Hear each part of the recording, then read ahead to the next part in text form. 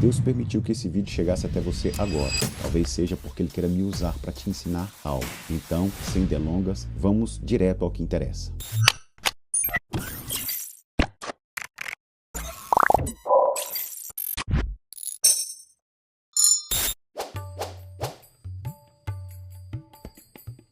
Na tradição judaica cristã, muitos salmos sem autorias específicas são frequentemente associados a Davi. No entanto, o problema dessa atribuição é que não há evidências textuais ou históricas que confirmem que o rei Davi foi realmente o autor desses salmos, incluindo o que estamos estudando nesse momento. Estudiosos e comentaristas exegéticos, como o reverendo Derek Kidner e Peter Krug, e até mesmo a nota de estudo 4246 da conceituadíssima Bíblia Thompson, sugerem que o Salmo de número 1 pode ter sido composto por um escriba, possivelmente durante a compilação do Saltério, para funcionar como uma introdução teológica ao livro dos Salmos.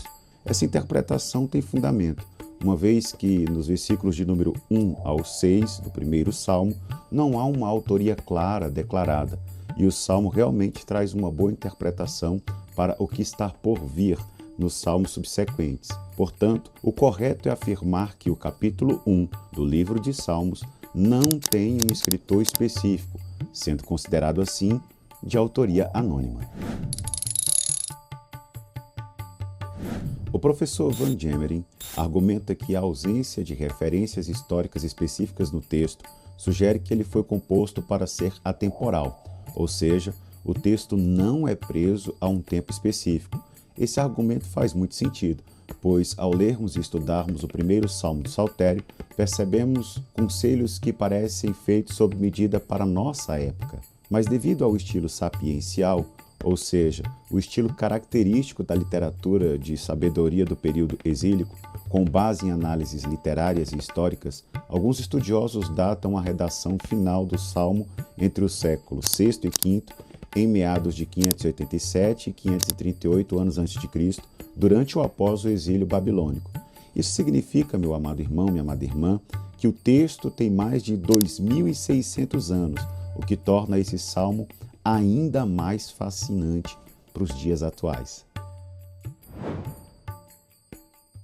Se levarmos em consideração o contexto pós-exílico e a centralidade de Jerusalém na tradição judaica, é plausível que o Salmo de número 1 tenha sido escrito em Judá, possivelmente em Jerusalém, onde os escribas e sacerdotes compilavam os textos sagrados após o retorno do exílio.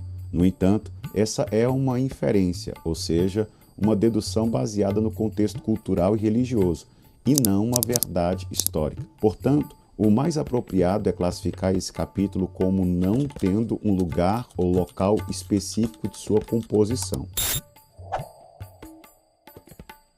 O Salmo de número 1, o primeiro do Saltério, funciona como um prólogo, isto é, uma introdução teológica e temática para todo o livro dos Salmos. Ele estabelece um contraste entre o caminho do justo e o caminho dos ímpios, refletindo a teologia da sabedoria deuteronômica que enfatiza a obediência às leis de Deus como fonte de bênçãos e prosperidade. No contexto do Saltério, ele serve como um portal literário, preparando o leitor para os temas de louvor, obediência e juízo divino que permeiam os salmos subsequentes. Historicamente falando, o Salmo de número 1 reflete um período em que a comunidade judaica buscava reafirmar a sua identidade espiritual e ética, em meio aos desafios culturais e religiosos que eles estavam enfrentando naquela época.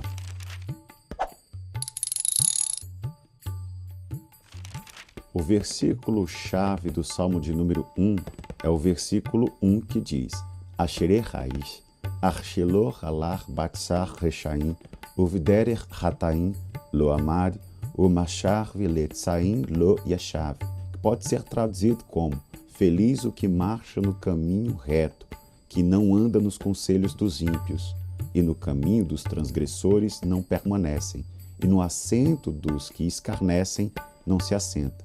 Também pode ser traduzido como: Feliz é aquele que não segue o conselho dos perversos, não se detém no caminho dos pecadores, nem se ajunta à roda dos zombadores. Essa é uma versão NVT, a nova versão transformadora. Se tivermos que destacar uma palavra-chave do Salmo de número 1, Essa palavra é bem-aventurado, em hebraico, achere, traduzido como feliz ou bendito. Essa palavra que abre o saltério encapsula o tema central do Salmo 1, que é a felicidade espiritual e a bênção divina concedida apenas para aqueles que escolhem o caminho da justiça e obediência às leis de Deus, não se assentando, seguindo ou participando da roda dos escarnecedores. E para quem não sabe o significado do termo escarnecedor, segundo o dicionário, o escarnecedor trata-se de um zombador, um afrontoso, um difamador, um fofoqueiro, um gozador, um irônico, um sarcástico, debochado, maldizente e desrespeitoso. Axerê, feliz, bem-aventurado o homem que não convive com zombadores, afrontosos, difamadores, fofoqueiros, irônicos, sarcásticos, debochados, maldizentes e desrespeitosos.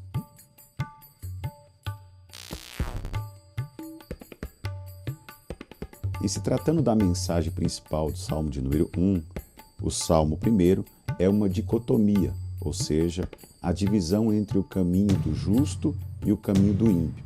O justo é o que medita nas leis de Deus e evita a influência dos perversos. Esses são comparados a uma árvore frutífera, estável e próspera.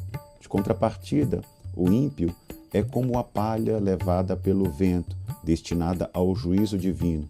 O Salmo basicamente enfatiza que a verdadeira felicidade e estabilidade vem da obediência a Deus, enquanto a desobediência leva à destruição total do ser humano e de quem acompanha esses rebeldes.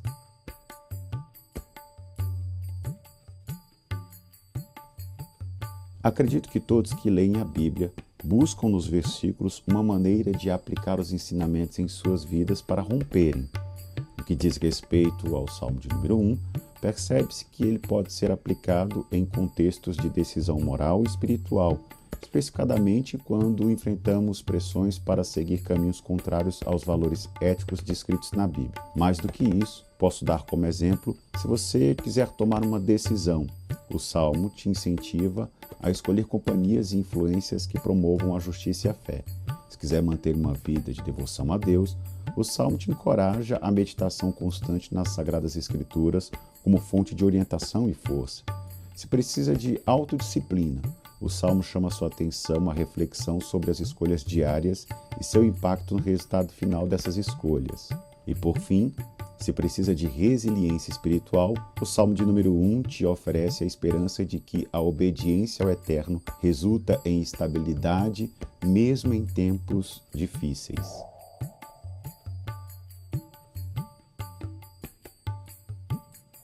Na tradição judaica, o Salmo de número 1 é visto como um convite à vida centrada na Torá Sagrada. Ele reflete a teologia da aliança, onde a obediência às leis de Deus é o caminho para a bênção e a prosperidade espiritual e material.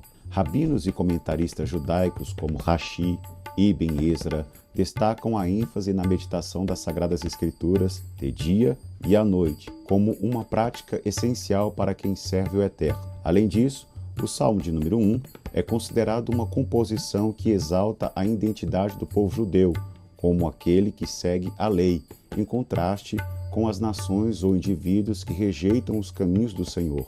Por esse motivo, o Salmo de número 1 é frequentemente usado em estudos e liturgias judaicas para reforçar a importância da escolha moral e da fidelidade a Adonai.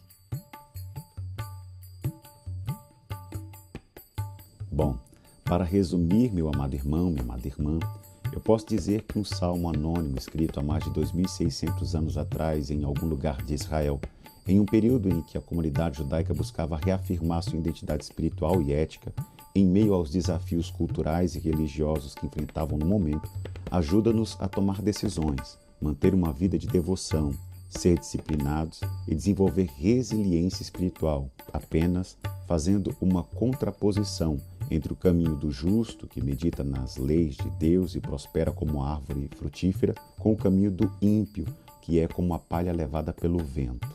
Mais do que isso, o primeiro salmo do Saltério ajuda-nos a perceber que o justo encontra felicidade e estabilidade na obediência a Deus, enquanto o ímpio enfrentará o juízo divino, e nos leva a entender que o melhor para a nossa saúde física e espiritual é nos manter longe das más influências, meditando de dia e à noite nas palavras do Eterno. Se você gostou do que foi proposto nesse vídeo, por favor, meu irmão, curte, comenta, compartilhe esse vídeo com mais alguém e assim você vai estar nos ajudando a propagar a palavra de Deus. Que o Eterno te abençoe poderosamente, em nome de Jesus, fique na paz e até o próximo vídeo.